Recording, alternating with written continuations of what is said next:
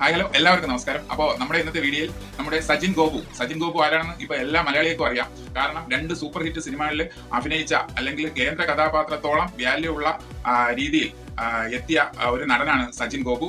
അദ്ദേഹത്തിന്റെ super hit മൂവികൾ നിങ്ങൾക്കറിയാം. ഒന്ന് ആവേശം, അതിലെ അമ്പാൻ എന്ന് പറഞ്ഞിട്ടുള്ള വേഷം. രണ്ടാമത്തേത് ഇപ്പോഴത്തെ ഏറ്റവും ലേറ്റസ്റ്റ് ആയിട്ടുള്ള മൂവി പൊന്മാനിലെ മരിയാനോ എന്ന ഒരു വില്ലൻ കഥാപാത്രം.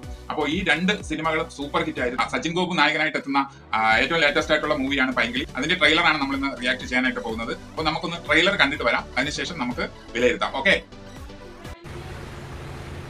എനിക്ക് അവനെ അങ്ങനെ കാണാൻ പറ്റൂല. എന്റെ മനസ്സിൽ അവന്റെ ഒരു മുഖമുണ്ട്. ഒരു മാനസികമായിട്ട് മനസ്സിലാവില്ല. നിങ്ങൾക്ക് മനസ്സിലാവും. അവരെ നിങ്ങൾക്ക് മനസ്സിലാവുന്നു. ഇനി ഒളിച്ചോടാൻ പറഞ്ഞാലേ ബാഗും തൂക്കി വഴി കൂടി പ്രേമിച്ചിട്ട് ഒളിച്ചോടണം. പ്രേമിച്ച് ഒളിച്ചോടാനാണെങ്കിൽ എനിക്ക് ഉറപ്പിച്ച കല്യാണത്തിന് നിന്ന് കൊടുത്താ പോരെ.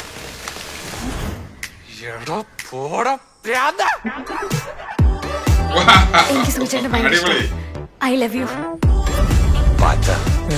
ഈ ജീവിതം എന്ന് പറയണതേ ചിലപ്പോഴൊക്കെ ആഘോഷിക്കാൻ കൂടിയുള്ള.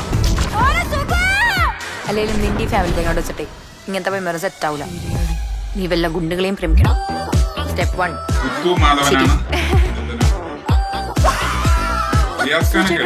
ഒറ്റയ്ക്ക് സംസാരിക്കുന്ന ശീലമുണ്ടോ? 2 ശബ്ദത്തിൽ.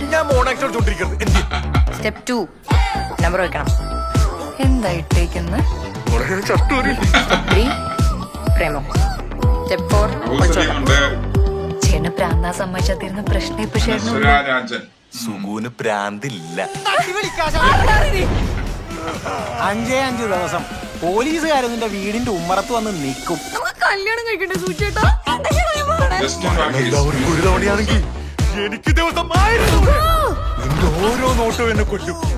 നിന്റെ ശ്വാസത്തിൽ ഞാൻ പുലർത്തിരിക്കും. ചേട്ടൻ ചാറ്റുമഴയും ചക്കവറുത്തതും ഗ്രൂപ്പിൽ പോസ്റ്റ് ചെയ്യുന്നുണ്ടല്ലേ? അല്ല, മഷിത്തണ്ടും മാങ്ങക്കറി എന്ന ഗ്രൂപ്പിലാണ് പോസ്റ്റ് ഇടുന്നത്. മനസ്സിലായ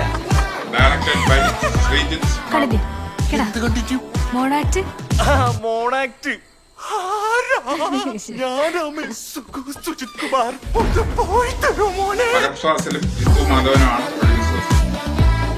ഫെബ്രുവരി 14 തിയേറ്ററുകളിൽ എത്തുന്നു.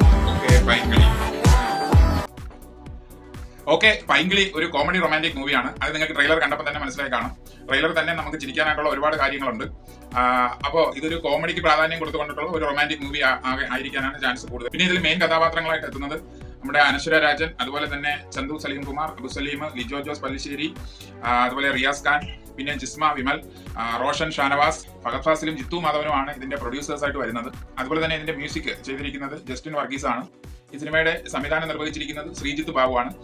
ഫെബ്രുവരി 14 ഈ സിനിമ തിയേറ്ററുകളിൽ എത്തുന്നുണ്ട്. അപ്പൊ സജിൻ ഗോപുവിനെ സംബന്ധിച്ചിടത്തോളം വില്ലൻ വേഷങ്ങളിലോ അല്ലെങ്കിൽ അതുപോലുള്ള ക്യാരക്ടറുകൾ ചെയ്തിരുന്ന സജിൻ ഗോപു ഒരു കോമഡി ചിത്രവുമായി നായക വേഷത്തിൽ എത്തുകയാണ്.